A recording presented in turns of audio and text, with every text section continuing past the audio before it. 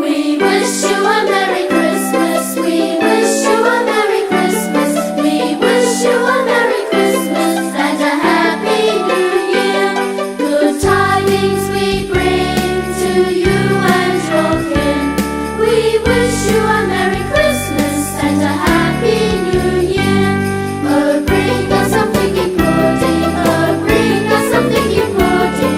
Oh, bring us some figgy pudding and bring it right here. Good tidings we bring to you and your kin. We wish you a Merry Christmas and a Happy New Year. We won't know until we get some. We won't know until we get some. We won't know until we get some. So bring it right here. Good tidings we bring to you and your kin. We wish you a Merry Christmas and a Happy New Year. We all like our figgy pudding. We all like our figgy pudding. We all like our figgy pudding with all its good cheer. Good tidings we bring to you and your kin. We wish you a Merry Christmas and a Happy New Year. Shalom.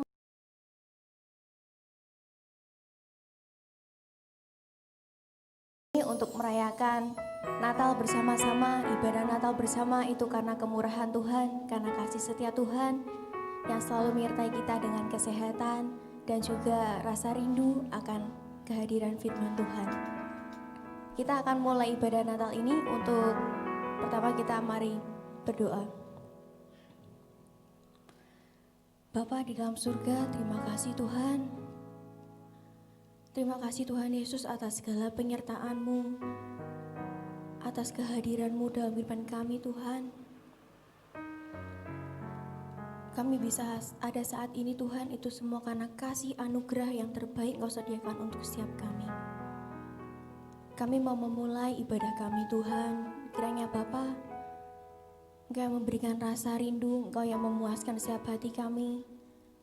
Dengan Roh Kudus-Mu yang selalu tercurah, selalu menutup bungkus setiap kami. Yang hadir di tempat ini, yang sakit Engkau sembuhkan, kuasa-Mu pasti nyata di tempat ini Tuhan. Roh Kudus-Mu tercurah untuk setiap kami. Kami menyerahkan sore hari ini ke dalam tangan kuasa-Mu Yesus. Haleluya, amin. Kita mau menyanyikan pujian nyanyi Glory bersama-sama saudara. Kami undang saudara untuk bangkit berdiri.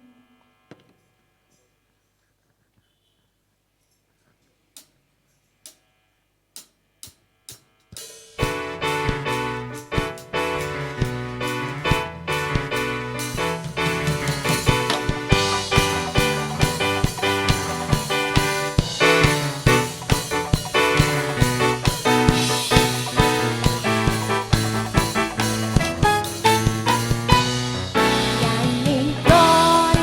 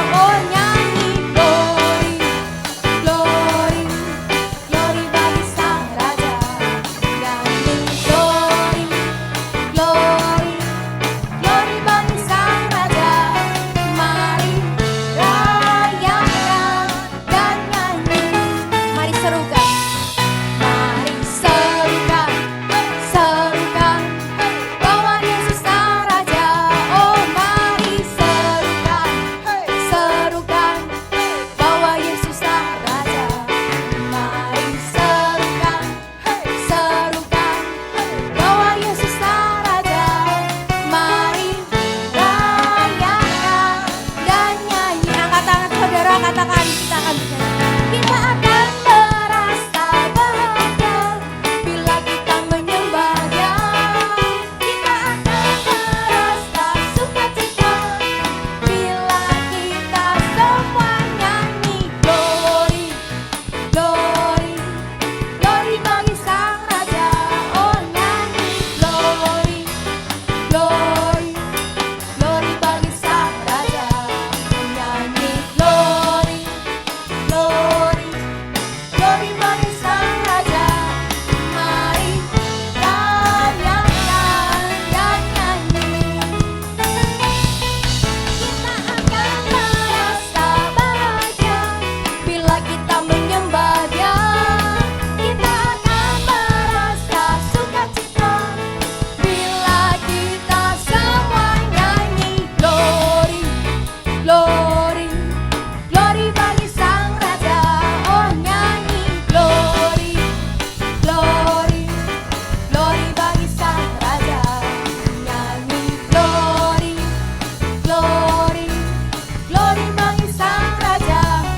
Mari rayakan dan nyanyi. Mari rayakan dan nyanyi. Mari rayakan dan nyanyi. Mari rayakan dan nyanyi. Haleluya. Masih ada sukacita dalam nama Tuhan Yesus. Dia yang lahir untuk kita, Dia yang mati untuk kita, Dia bangkit untuk kita. Amin. Karena kita adalah anak yang dikasihinya.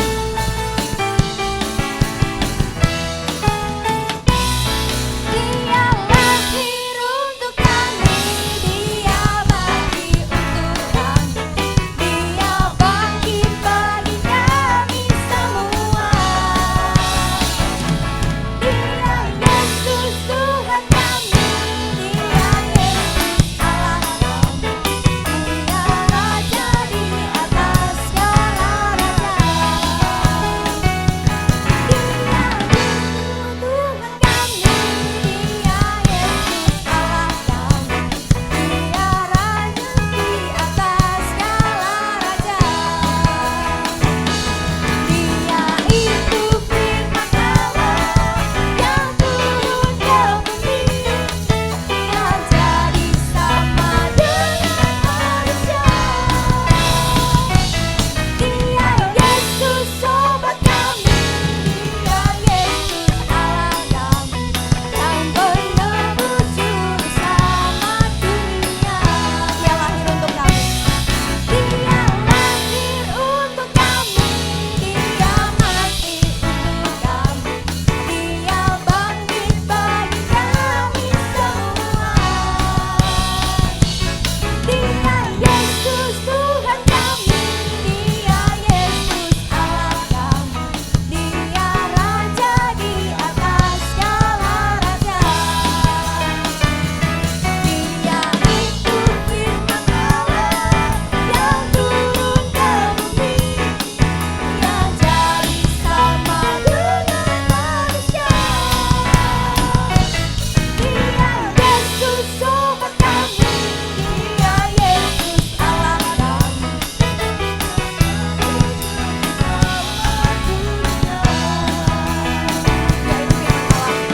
itu firman Allah yang turun ke bumi, yang jadi sama dengan manusia.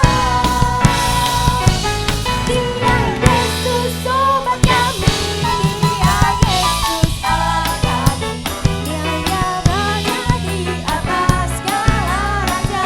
Sang penebus juru selamat dunia, Sang penebus juru selamat dunia, Sang penebus juru selamat dunia. Haleluya. Beri sorak-sorai kemuliaan bagi nama Tuhan. Silakan Anda boleh duduk. Tiba saatnya kita untuk menyiapkan hati mendengarkan firman Tuhan.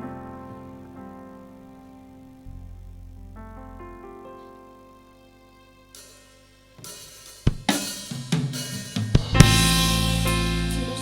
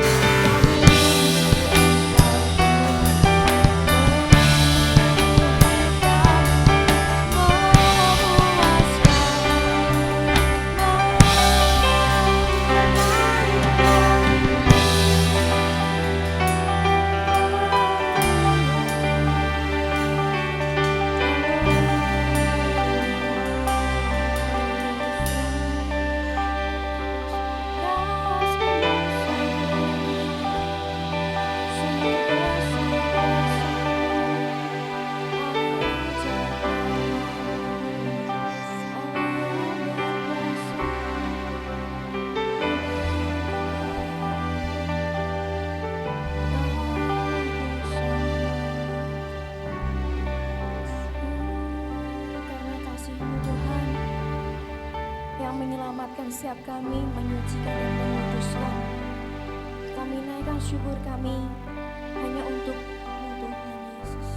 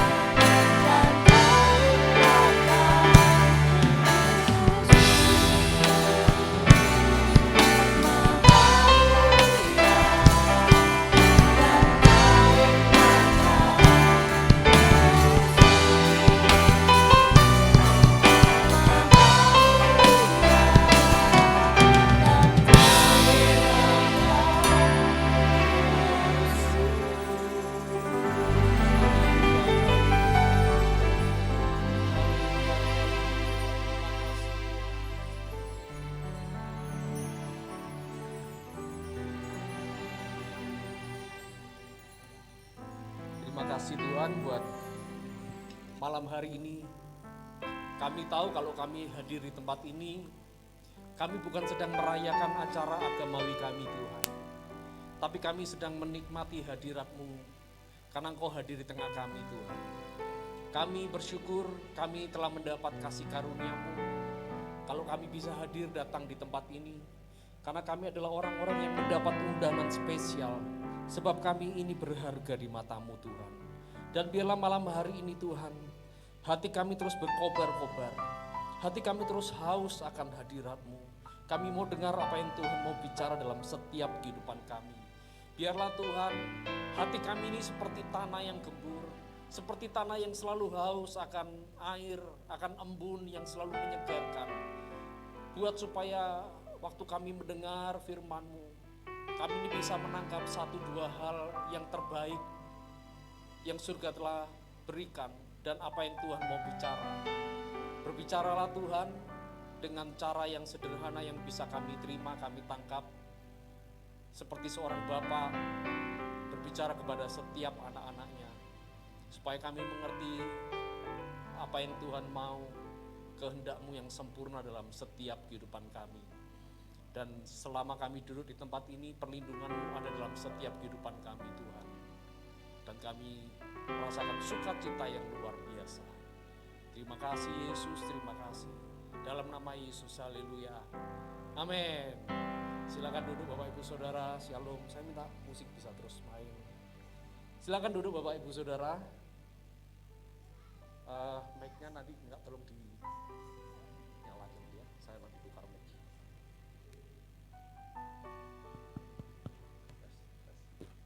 Tes.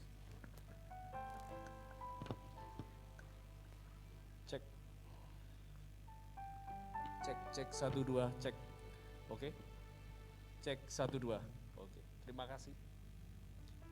Ya saudara, berapa banyak saudara bersuka cita malam hari ini? Boleh lambaikan tangan saudara, haleluya saudara ya.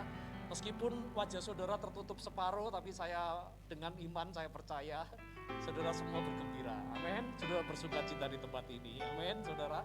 Ya saudara, Natal itu selalu identik dengan genggam gembita ya. Selalu identik dengan lampu, selalu identik dengan hadiah gitu saudara ya. Saya ya tentu bukan cuma saya, semua saudara mesti senang kalau begitu Desember gitu ya. Apalagi kalau pergi ke mall, ke jalan-jalan, ke pertokoan yang besar di kota saudara ya. Oh awal Desember saudara, bahkan mungkin sebelum Desember itu sudah dihias ya, sudah ada pita. Yang paling saya senang itu kalau lihat pohon Natal saudara ya. Sebab pohon Natal bisa segitu gedenya saudara ya. Dan hiasannya sebegitu mewah saudara. Saya sama istri sama anak-anak kalau Natalan, kalau ke mall selalu ada pohon Natal. Oh yuk foto saudara. Ya. Senang saudara. Ya. Lihat lampu, lihat hiasan. Ya. Tapi paling senang saudara ya, kalau ke mall itu, kalau pas Natalan, lihatnya tulisan saudara. Tulisan diskon 50%. Wah itu yang paling bahagia. Amin saudara. Amin. Yang amin kok bapak-bapak. Biasanya ibu-ibu yang paling amin gitu ya. Ya saudara, tapi berapa banyak seringkali kalau kita datang acara Natal, kita lihat genggam gembita Natal, ya semua tentang dekorasi yang indah, semua tentang hadiah-hadiah seperti hadiah yang ada di sini, tentang lampu, lighting, tentang musik. Tapi gak ada satupun saya pernah jumpai semua itu tentang Yesus saudara. Istilahnya ibaratnya gini, kita mempersiapkan sebuah ulang tahun, seseorang anak, kita pesta, kita makan-makan, kita datangkan band yang komplit saudara, ya, kita bersorak-sorai, kita teriak di acara tengah pesta ulang tahun, tapi anaknya yang ulang tahun gak ada saudara, gak pernah diundang. Halo, betul gak saudara? Itu ibaratnya begini loh, itu ironis. Dan saya ibaratkan seperti gini, saudara sedang diberi sebuah hadiah, saya ambil salah satu hadiah dia saudara ya. Saudara tentu kalau disuruh pilih hadiah ini saudara ya, tentu saudara akan pilih hadiah yang paling baik, yang paling gede, yang paling bagus bungkusnya, ya. Karena berharapnya dapat sesuatu yang lebih besar di dalamnya. Ya. Mungkin di dalamnya ada sesuatu yang berharga, tapi apa yang terjadi? Saudara setelah terima ini hadiah, saudara bawa pulang, saudara jatuh cinta kepada bungkusnya. Sementara isinya saudara buang di jalan. Saudara bawa pulang kotaknya, saudara bawa pulang pitanya, saudara bawa pulang semua aksesoris yang di depan. Dan saudara buang isinya. Itulah yang saya anggap seperti Natalan tanpa Yesus. Ya, saudara, saya mau katakan, itu gak aneh. Apa yang kita lakukan, apa yang terjadi di dalam setiap kehidupan kita seperti itu gak aneh. Karena di masa yang lampau, sejak di Natal yang pertama, itu juga sudah terjadi saudara. Nah, malam hari ini saya mau sampaikan beberapa hal. Bahwa di masa lampau pun yang sama. Di tengah-tengah Yesus lahir, di tengah sukacita, itu pertama kalinya Yesus hadir di dunia. Tapi ada orang-orang yang ada di sekitar itu. Mereka kehilangan yang terbaik yang surga berikan buat manusia. Dan saya percaya itu masih relevan sampai hari ini. Masih hal yang sama yang terjadi di antara kita sampai hari ini. Siapa sih mereka saudara? Yuk, yang pertama kita buka dalam Lukas 2 ayat yang ke-6 sampai yang ke-7. Siapakah orang-orang yang kehilangan Kristus di tengah Natal? Lukas kedua ayat yang ke-6 sampai yang ke-7. Sudah? Apakah bisa tolong ayatnya dikeluarkan? Atau kalau saudara buka handphone saudara?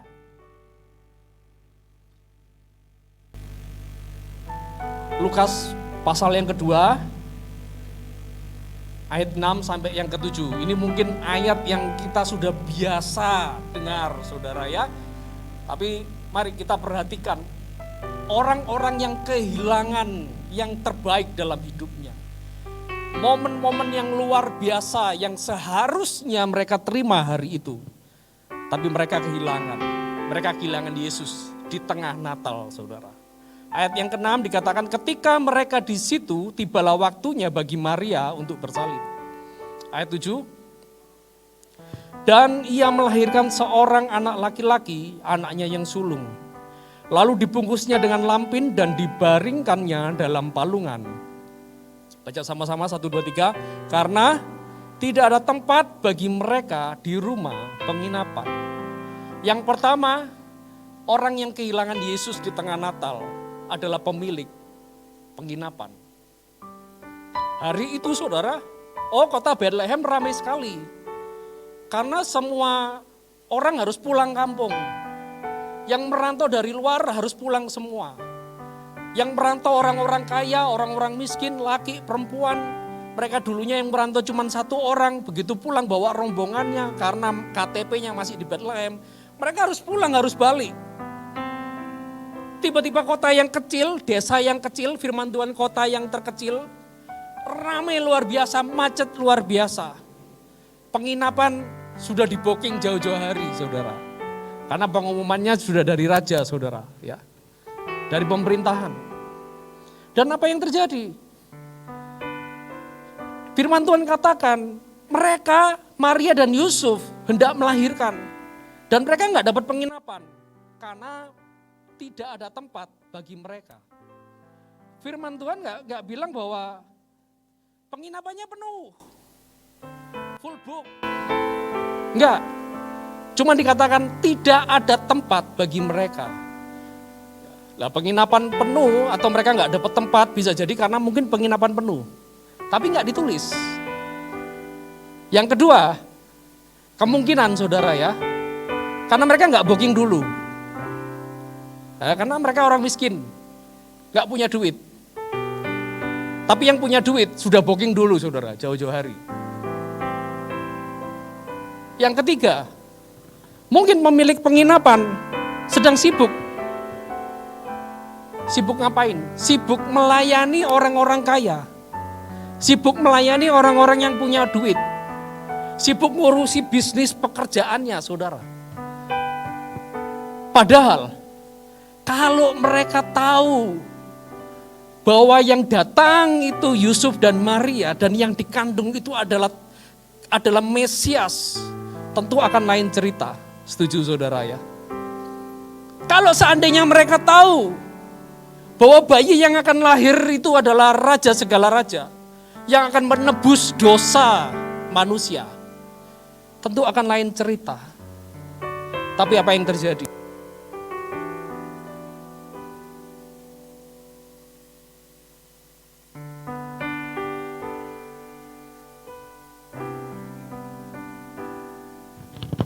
Tes, oke, dah.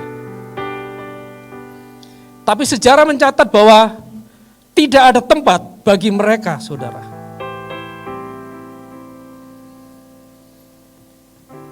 Ini mungkin terjadi juga di antara kita hari ini. Kenapa? Berapa banyak hari-hari ini kita terlalu sibuk dengan kehidupan kita. Kita terlalu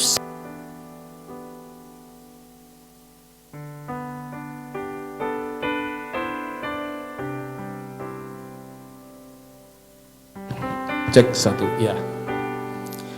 Mungkin hari-hari ini kita terlalu sibuk dengan kegiatan kita, dengan pekerjaan kita. Bahkan kita terlalu penuh dengan masalah yang ada dalam kehidupan kita, di pikiran kita, di hari kita. Sehingga kadang-kadang kita merasa tidak ada tempat buat Tuhan hadir menjumpai kita. Kalau Mungkin pemilik penginapannya ngomong gini, walah lawang dia lah datangnya sebagai orang miskin kok. Coba kalau Tuhan datangnya sebagai raja.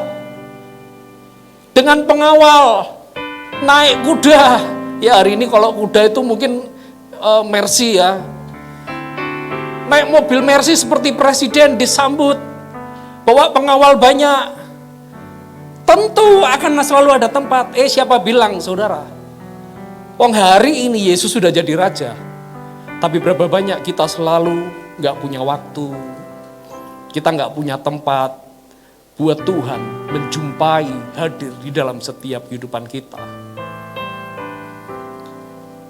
Halo? Kita merasa terlalu sibuk. Kita merasa bahwa Tuhan masalahku terlalu banyak. Urusanku terlalu banyak. Kegiatanku terlalu banyak, pelayananku terlalu banyak. Kita sibuk dengan hal-hal yang duniawi. Kita sibuk mengejar hal-hal yang gak berguna, yang kita masukkan dalam hati kita, sehingga kita gak punya waktu saat-saat teduh ketemu Tuhan.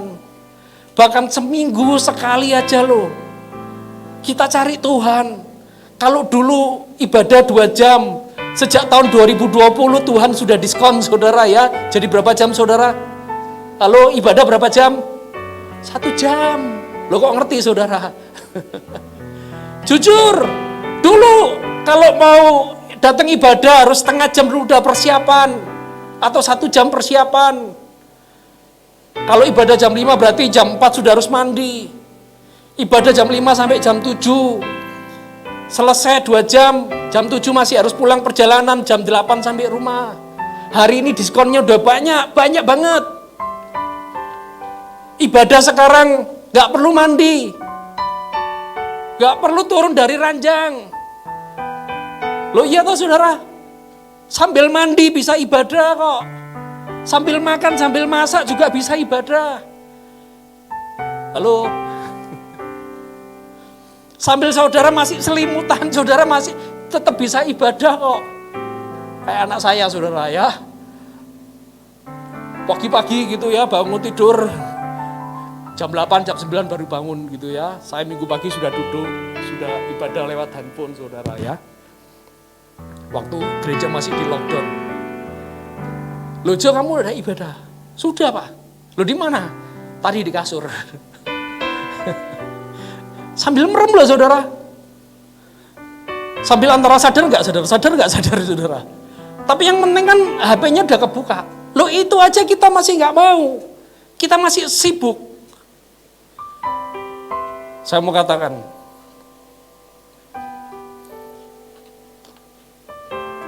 kita nggak akan bisa mendapatkan, kita nggak akan mengalami Natal yang begitu luar biasa jika hidup kita selalu penuh dan selalu katakan nggak ada tempat buat Tuhan. Kita akan kehilangan yang terbaik malam hari ini. Orang yang kedua, siapakah mereka yang kehilangan Yesus di tengah Natal? Kita buka dalam Matius 2 ayat yang pertama sampai yang ketiga. Matius 2 ayat yang pertama sampai yang ketiga saudara. Sesudah Yesus dilahirkan di Betlehem di tanah Yudea pada zaman Raja Herodes, datanglah orang-orang Majus dari timur ke Yerusalem dan bertanya-tanya, di manakah dia? Sudah perhatikan, raja orang Yahudi yang baru dilahirkan itu. Artinya sudah lahir belum? Sudah ya, raja orang Yahudi yang baru dilahirkan itu. Kami telah melihat bintangnya di timur dan kami datang untuk menyembah dia. Ayat 3. Ketika Raja Herodes mendengar hal itu, terkejutlah ia beserta seluruh Yerusalem.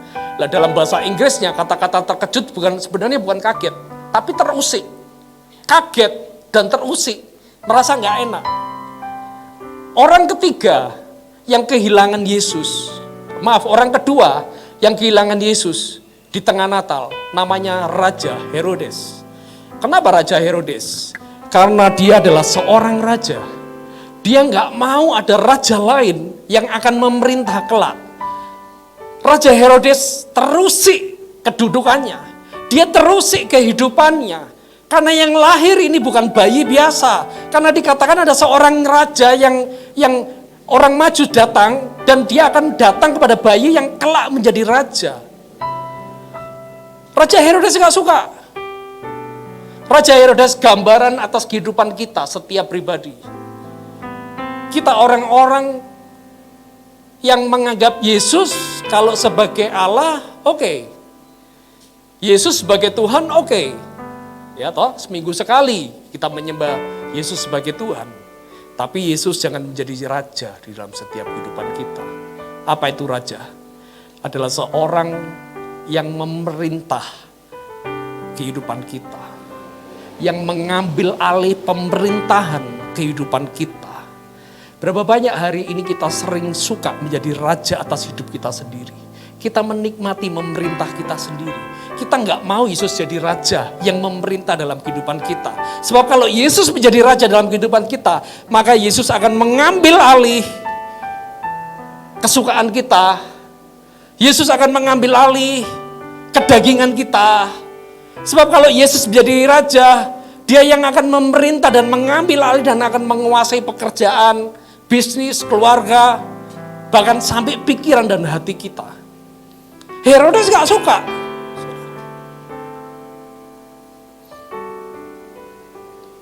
Dan Herodes kehilangan yang terbaik hari itu. Dia gak mengizinkan Yesus sebagai raja. Herodes tidak mengizinkan Yesus memerintah dalam hidupnya. Kenapa? Karena yang kedua, karena dia mau mengandalkan kedagingannya yang lebih menonjol. Berapa banyak hari-hari ini kita oke ke gereja, tapi tidak untuk sebagai pelaku firman dan kebenaran firman. Kita bisa tampak baik di gereja, tapi kita nggak mau melakukan kebenaran firman. Kita tidak mau menundukkan daging kita. Sehingga apa yang terjadi, saudara?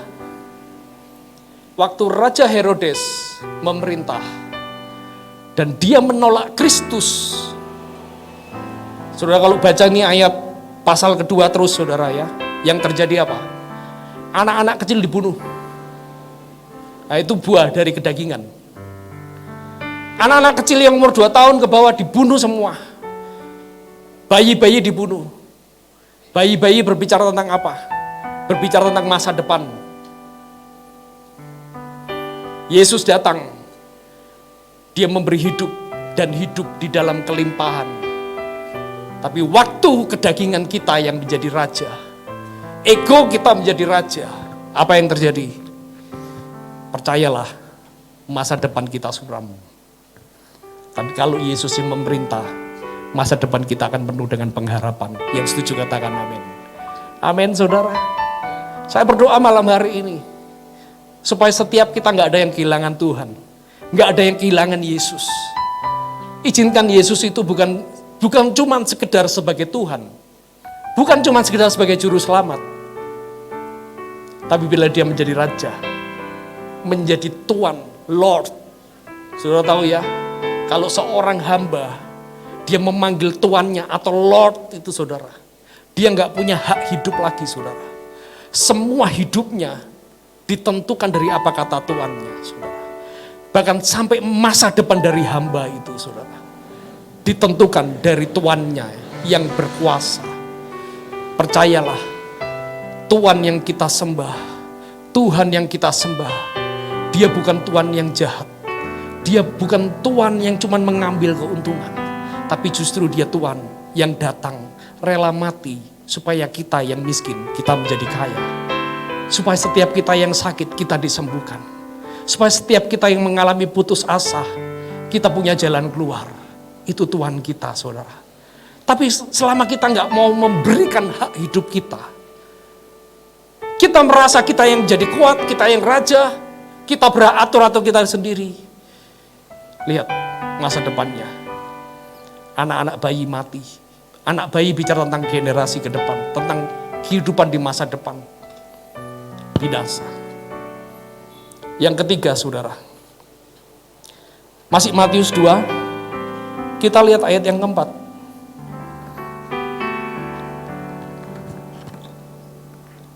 Yang ketiga, maka dikumpulkannya semua imam kepala dan ahli Taurat bangsa Yahudi. Nah, ini sudah bicara tentang gereja, ya. Ternyata hamba-hamba Tuhan, pelayan-pelayan Tuhan juga bisa kehilangan Yesus, saudara. Ya, lanjut ya. Lalu dimintanya keterangan dari mereka di mana Mesias akan dilahirkan. Mereka berkata kepadanya, di Betlehem di tanah Yudea, karena demikian ada tertulis dalam kitab Nabi. Dan engkau Betlehem tanah Yehuda, engkau sekali-kali bukanlah yang terkecil di antara mereka yang memerintah Yehuda. Karena daripada mula akan bangkit seorang pemimpin yang akan mengembalakan umatku Israel. Saudara perhatikan. Waktu Herodes didatangi orang-orang Majus, ditanya, di mana raja akan lahir?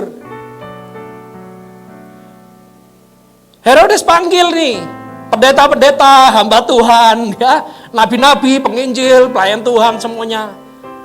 Loh, katanya Mesias akan lahir.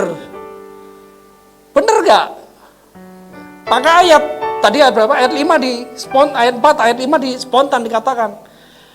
Lalu mereka menjawab, hamba Tuhan ini yang ngerti firman, ngerti ayat, ngerti kitab Taurat. Dia ambil dari kitab Nabi Mika, saudara, itu Mika 5 ayat 2. Dia kutip bahwa di Betlehem akan lahir seorang juru selamat. Artinya apa?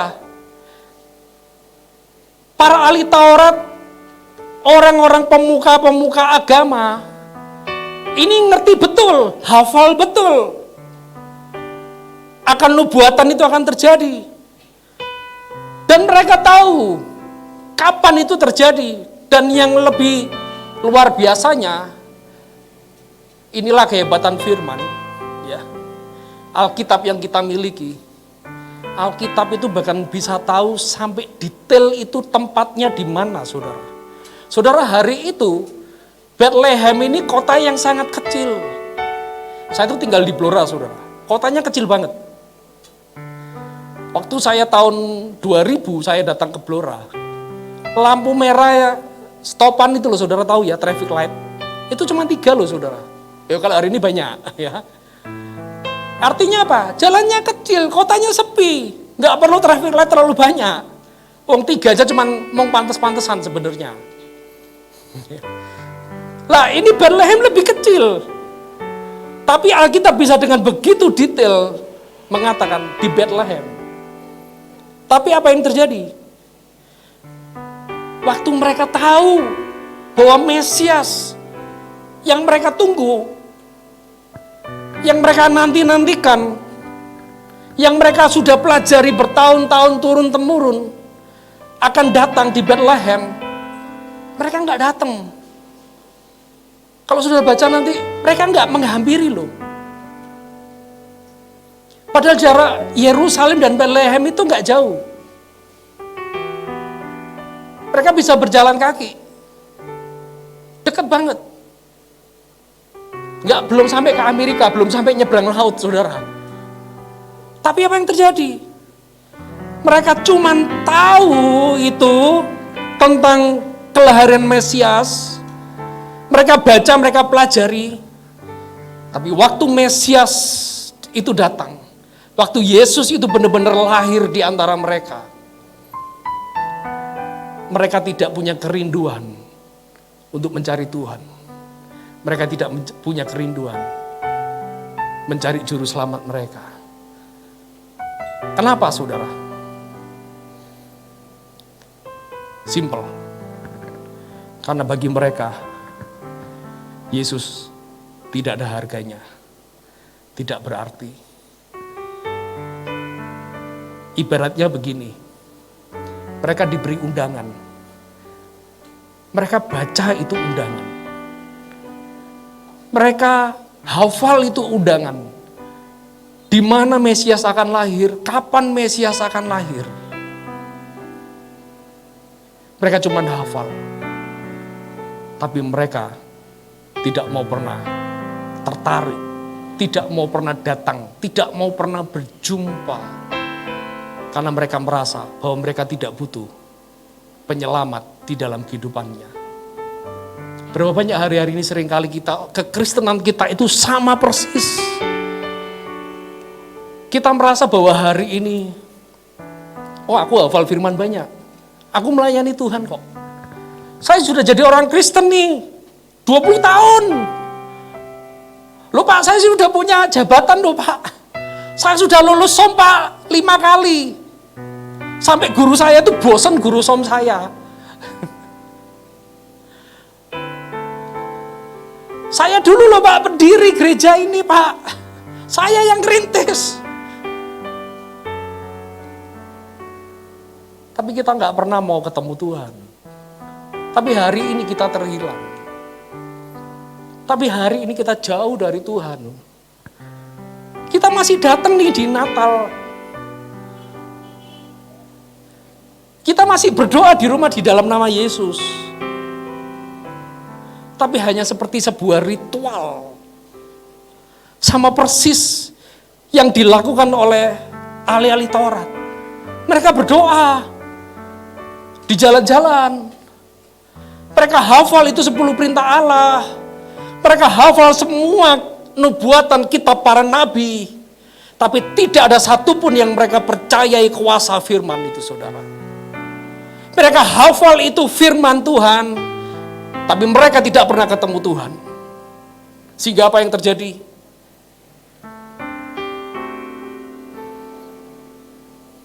Kita buka dalam Yohanes 5 ayat 39.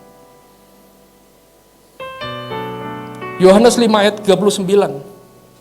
Firman Tuhan bilang gini.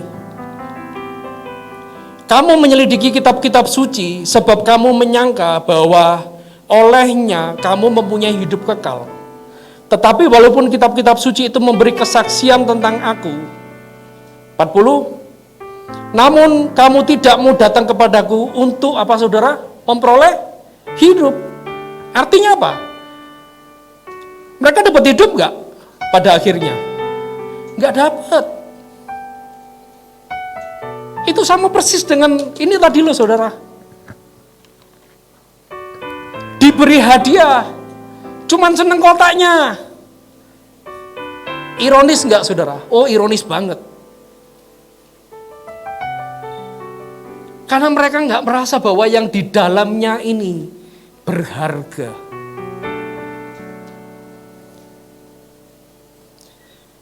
Tapi berbeda dengan orang-orang Majus. Ini orang keempat. Siapa orang Majus? Mereka adalah orang yang gak kenal Tuhan. Bukan orang Yahudi, bukan orang pilihan. Gak kenal Tuhan. Mereka hidup di dalam gelap. Makanya dikatakan mereka ini pencari bintang. Kerjaannya lihati bintang. Bintang mana yang lebih terang? Bintang mana yang lebih terang? Bukan ali nujum loh saudara, bukan ya. Tapi gambarannya seperti itu. Bangsa yang tidak mengenal Tuhan, yang hidup dalam kebinasaan, yang hidup di dalam kegelapan, mereka pencari bintang. Tapi satu hari, waktu mereka mencari bintang, mereka menemukan sebuah bintang yang terangnya berbeda. Kalau bintang-bintang lain terangnya biasa, kadang terang, kadang redup. Kalau cerah terang, kalau mendung nggak kelihatan terangnya. Tapi yang bintang ini berbeda. Terang yang memancarkan sinar. Dan waktu terang ini terpancar. Ini yang luar biasa. Saya tentu begini saudara ya. Mereka ini adalah orang yang dari jauh. Dalam perjalanan mereka butuh bertahun-tahun. Ya, kalau saudara pikir, itu 1 hari perjalanan selesai. No. Mereka bertahun-tahun datang mencari dalam tuntunan bintang itu saudara. Mereka bayar apapun. Mereka nggak cuma 3 orang. Mereka bawa emas kemenyan mur dan jumlahnya sangat banyak. Mereka rombongan yang besar. Mereka bukan orang nganggur. Dan mereka kok mau-maunya dituntun oleh sebuah bintang. Tentu bintang itu adalah bintang yang berbeda. bintang yang sangat amat sangat berharga bagi mereka, saudara. Ngapain juga diikuti kalau itu nggak berharga? Betul saudara ya? Tapi hari itu mereka mengikuti itu bintang. Mereka berjalan. Mereka bayar apapun harganya, saudara. Sampai di satu titik. Mereka mengalami perjumpaan dengan Yesus. Apa yang terjadi? Dikatakan mereka mempersembahkan emas, kemenyan dan mur. Dan mereka menyembah itu Raja. Menyembah itu Yesus. Tadi di mobil saya baru tanya, menurutmu orang Majus ini diselamatkan enggak? Masuk surga enggak? Itu pertanyaan kan enggak pernah ditanya tuh di sekolah minggu. Betul gak saudara ya? Di sekolah minggu kan mereka cuma persembahan, setelah itu pulang toh. Kita enggak pernah berpikir toh, nasibnya mereka ini apa setelah itu? Selamat gak? Selamat. Nikmati kebahagiaan gak mereka? Menikmati sukacita enggak? Mereka nikmati. Mereka bahkan menikmati yang namanya hidup kekal. Karena mereka menyembah itu Yesus sebagai Tuhan dan Raja. Karena mereka tahu betapa berharganya Yesus buat hidup mereka. Sampai mereka mau jalan begitu jauhnya. Sampai mereka mau begitu persembahkan emas, kemenyan dan mur. Dengan tidak terhitung jumlahnya, saudara. Sampai mereka mau berbondong-bondong yang jumlah yang besar. Dengan biaya yang begitu besar. Untuk mencari Tuhan. Untuk mencari terang yang memberi kehidupan. Untuk mencari terang yang memberi kesembuhan. Untuk mencari terang yang bisa memberi masa depan. Tapi berapa banyak hari-hari ini. Sama seperti kisah ini. Orang-orang yang ada di sekitar Yesus kehilangan. Ayat terakhir saudara. Mari kita buka dalam Yesaya 53 ayat yang ketiga sampai yang kelima. Saya mau menyampaikan betapa berharganya Tuhan yang kita sembah. Dan kita adalah orang-orang yang mendapatkan kasih karunia. Yesaya 53 ayat yang ketiga. Baca sama-sama ya. 1, 2, 3. Ia dihina dan dihindari orang. Seorang yang penuh kesengsaraan dan yang biasa menderita kesakitan. Ia sangat dihina sehingga orang menutup mukanya terhadap dia. Dan bagi kita pun dia tidak masuk hitungan. Ayat 4. Tetapi sesungguhnya penyakit kitalah yang ditanggungnya. Dan kesengsaraan kita yang dipikulnya. Padahal kita mengira dia kena tulah, dipukul dan ditindas. Ayat 5. Tapi dia tertikam oleh karena pemberontakan kita. Dan dia diremukan oleh karena kejahatan kita. Ganjaran yang mendatangkan keselamatan bagi kita ditimpakan kepadanya. Dan oleh apa saudara? Bilur-bilurnya kita menjadi sembuh. Amin. Saya berdoa malam hari ini. Setiap kita adalah orang-orang yang menerima undangan dan kita merespon, ya Tuhan, aku mau datang. Saya katakan, mungkin hari-hari ini saudara merasa bahwa saya nggak layak. Saya nggak layak. Yohanes 3 ayat 16 dikatakan, karena begitu besar kasih Allah akan dunia ini, sehingga ia mengaruniakan anaknya yang tunggal. Dikatakan supaya setiap orang, bukan setiap orang Kristen, bukan setiap orang yang layak, yang kudus, no. Setiap orang, setiap kita, Tuhan gak peduli lihat masa lalu kita. Tuhan gak peduli melihat kesalahan kita di masa lampau, keadaan kita, kelemahan kita. Karena kasih-Nya yang besar, kasih-Nya yang tidak terbatas, kasih-Nya yang tidak ditentukan oleh keadaan kita. Perbuatan baik kita tidak menambah kasih-Nya Tuhan. Kejahatan kita tidak mengurangi kasih Tuhan dalam hidup kita. Amin, saudara. Dia nggak peduli. Dia ibaratnya begini. Ada seorang pria, ya, seorang suami. Dia mencintai istrinya. Sekalipun istrinya punya kanker di dalam hidupnya, di dalam tubuhnya, bukan karena perempuan ini istrinya punya kanker lalu dia benci istrinya. Enggak, saudara. Dia tetap cinta istrinya, tapi memang dia benci kanker ini. Suami ini pingin supaya kanker ini keluar. Bukan dengan membuang istrinya, tapi membuang kankernya. Yesus yang sama yang datang malam hari ini. Dia mencintai kita apa adanya. Dan dia mau melepaskan kita dari dosa. Amin. Malam hari ini kita akan melakukan perjamuan kudus. Kita mengingat bahwa 2000 tahun yang lalu Yesus datang. Dan hari ini kita melakukan, memperingati bahwa Yesus datang untuk menebus dosa kita. Untuk mengampuni kita. Untuk memulihkan keadaan kita. Jika hari ini saudara, mari sama-sama kita bahkan berdiri. Jika hari ini saudara mau datang kepada Tuhan, katakan, Tuhan, aku membuka hatiku. Aku mau datang kepadamu Tuhan. Aku mau mengasihimu Tuhan. Aku mau menerima yang terbaik. Sebab Yesus, Kau adalah yang terbaik. Ku ingin selalu bersekutu dengan Kau.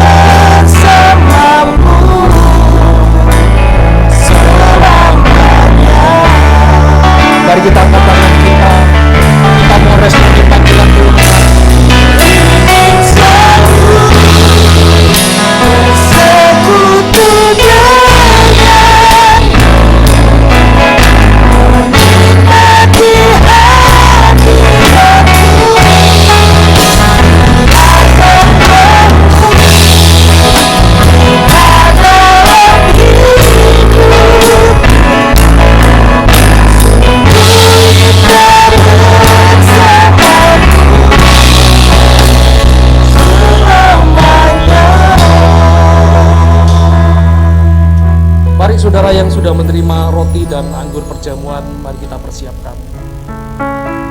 Kalau saudara menerima roti itu ada ayat yang tertulis, saya beri kesempatan saudara baca, saudara boleh foto, saudara boleh renungkan sejenak. Karena roti sesungguhnya adalah firman yang hidup. Firman yang kita terima. Kalau saudara belum menerima, saudara bisa minta di belakang atau di penerima tamu anggur perjamuan. Ada yang belum menerima, boleh angkat tangan supaya bisa dilayani. Tidak ada ya, sudah semua.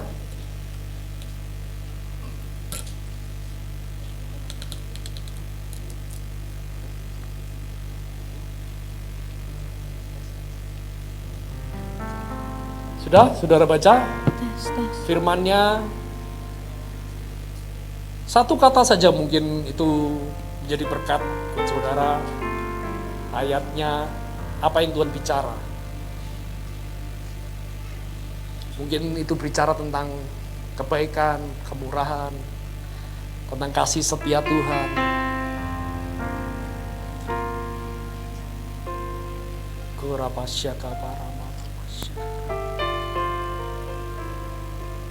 Kalau sudah, mari kita angkat roti di tangan kanan kita. Dan kita mengucap syukur, katakan terima kasih Tuhan. Buat roti yang dipecah-pecahkan ini Tuhan. Kami mengalami persekutuan dengan tubuh-Mu. Bukankah roti yang kita angkat, yang dipecah-pecahkan dan kita mengucap syukur, ini adalah persekutuan dengan tubuh Kristus. Katakan amin. Mari kita makan di dalam nama Yesus.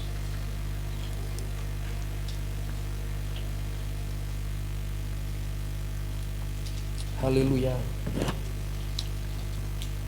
Mari kita mengangkat cawan perjanjian Allah dengan manusia.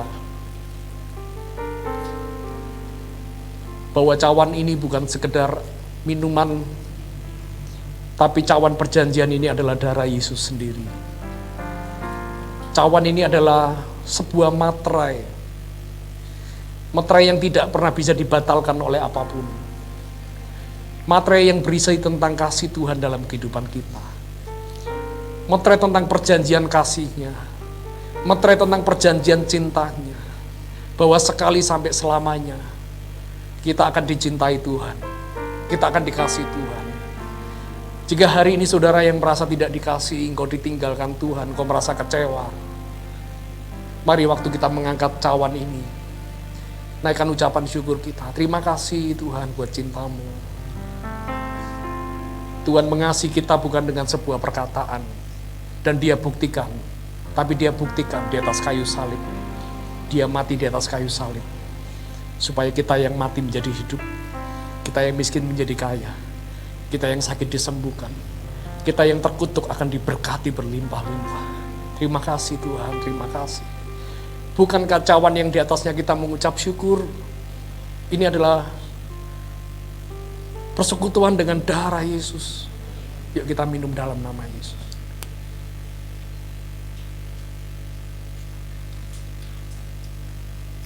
Kurabasyakala.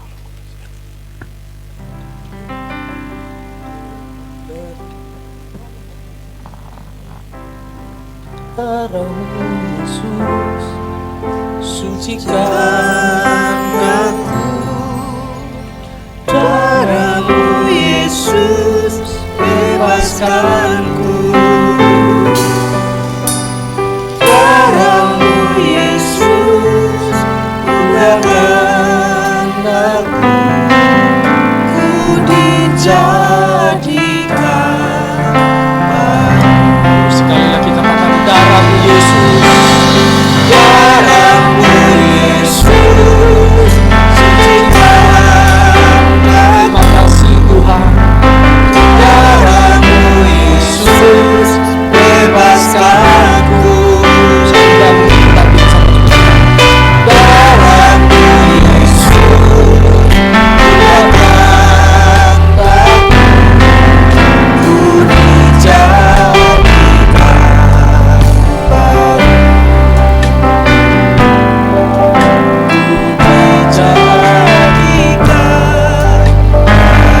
sekali lagi ku dijadikan baru.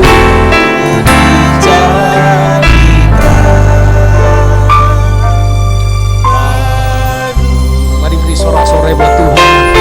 Haleluya. Oh, dengan darah Tuhan kami menjadi baru, kami dikuduskan, kami dilayakkan Tuhan. Terima kasih Tuhan Yesus. Kami bukan lagi umat yang kehilangan Kau Tuhan. Kami menjadi orang-orang yang Kau temukan kembali. Undang kami Tuhan, sebab kami mau datang setiap hari, setiap waktu, setiap saat Tuhan. Kami mau mengalami perjumpaan dengan-Mu Tuhan. Terima kasih Tuhan, terima kasih. Berkat-Mu turun dalam setiap kami semua. Di dalam nama Yesus. Amin. Mari saudara kita persiapkan, kita akan masuk dalam acara Candlelight malam hari ini.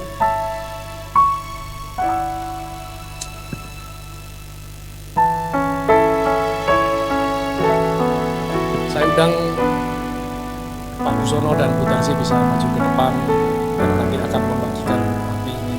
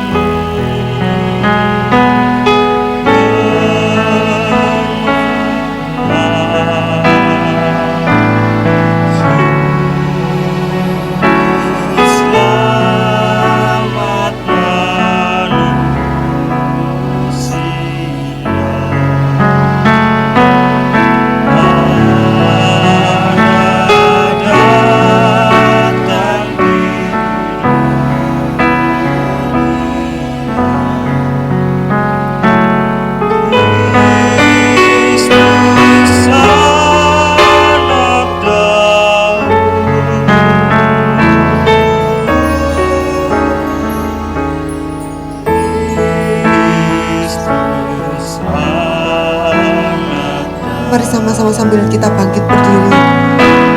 Mari kita pujikan sama-sama.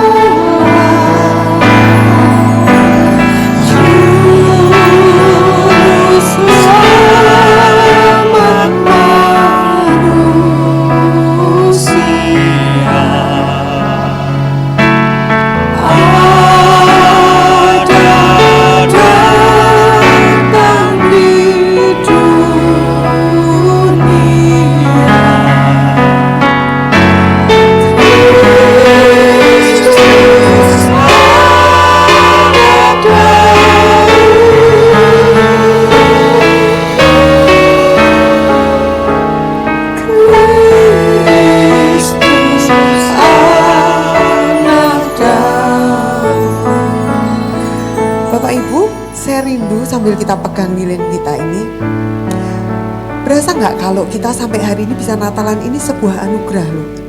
Amin ya. Saya rindu kalau saudara datang dengan keluarga saudara, saudara lihat kanan kiri saudara dan berkata, "Duh, kamu anugerah, masih bisa Natalan sama kamu hari ini." Gitu. Sama suaminya boleh, istrinya, anak-anak senang masih bisa Natalan. Saya lihat Bapak Ibu, aduh saya merasa saya bersyukur banget masih bisa Natalan sama Bapak Ibu.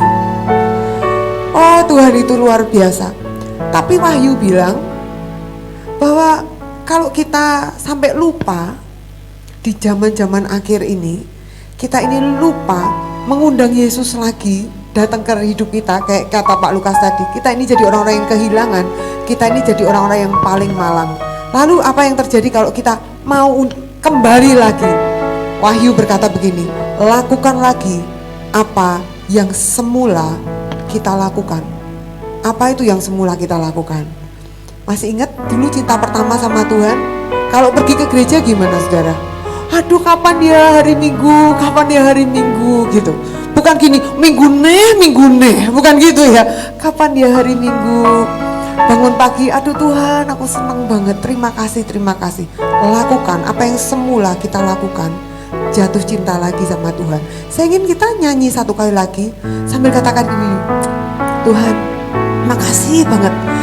Tahun ini aku rayakan Natal di tengah-tengah kesesakan, tapi aku tahu Tuhan hadir. Terima kasih banget, Yesus hadir malam ini buat kita semua. Amin. Yuk sama-sama pujikan. Malam kudus, sunyi senyap, bintangmu gemerlap,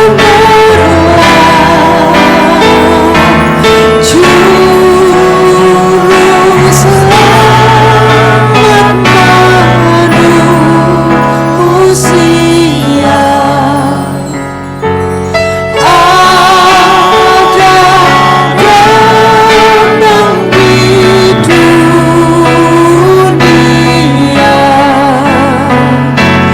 Kristus anak Daud,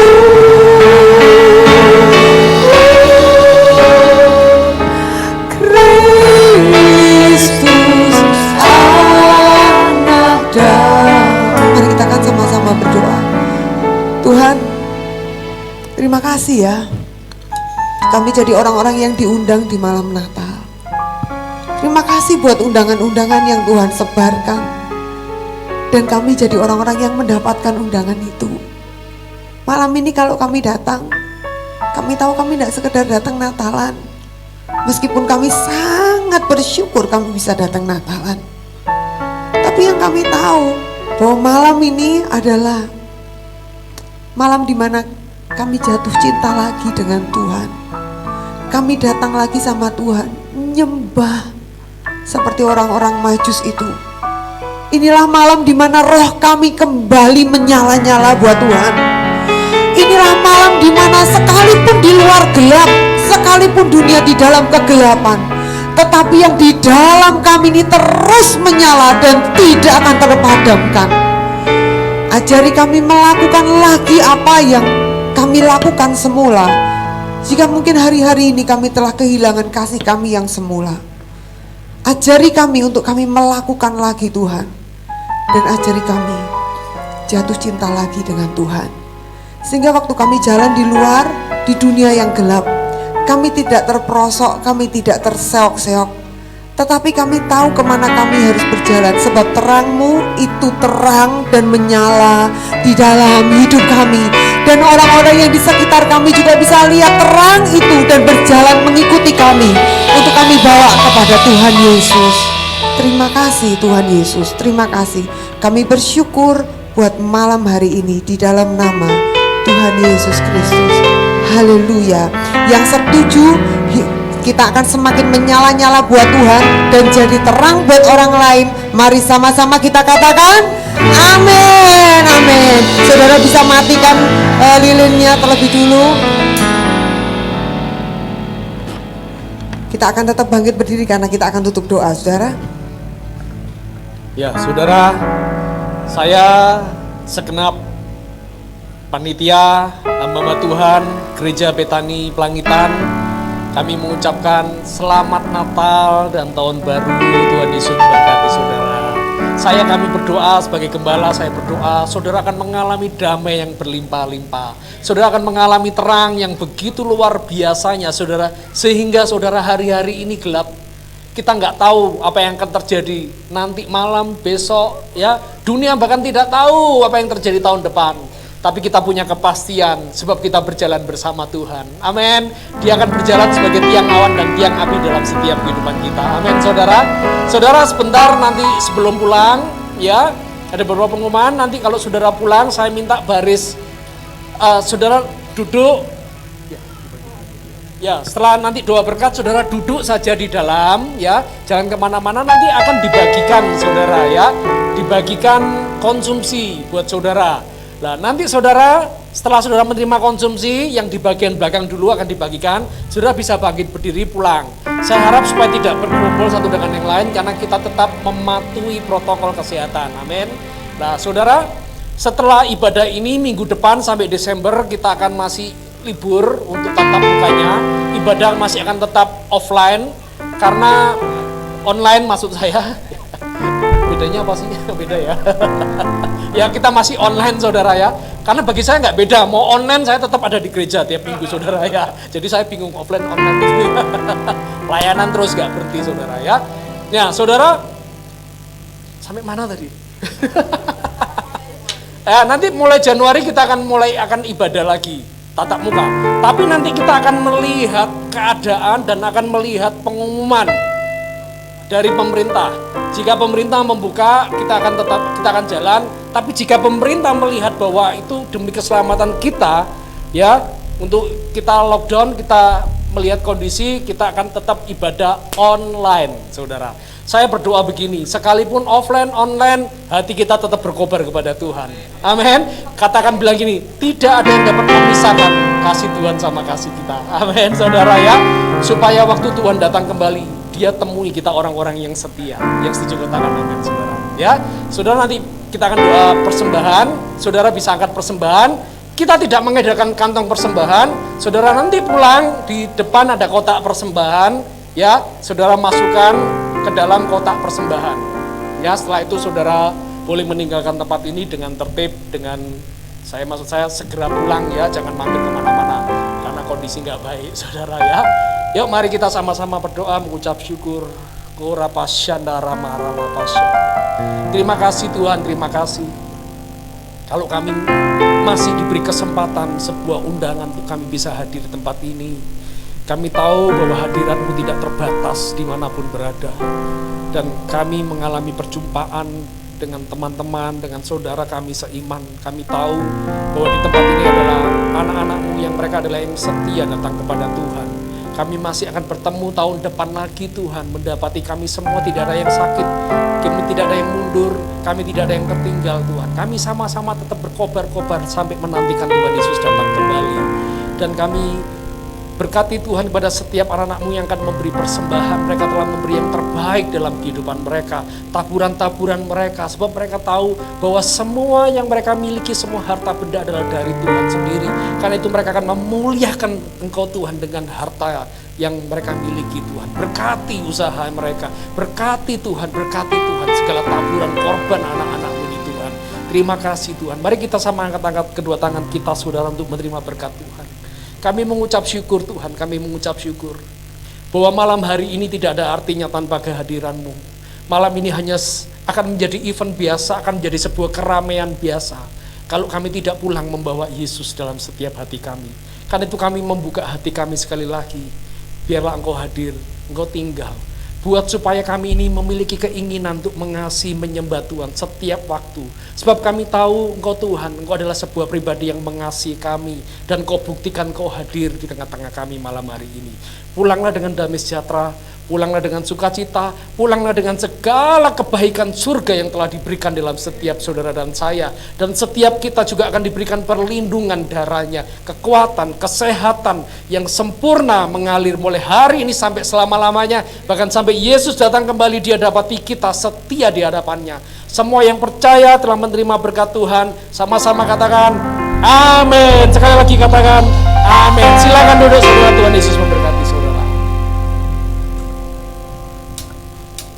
Saudara nggak perlu salaman ya, nanti kita pakai salam jarak jauh.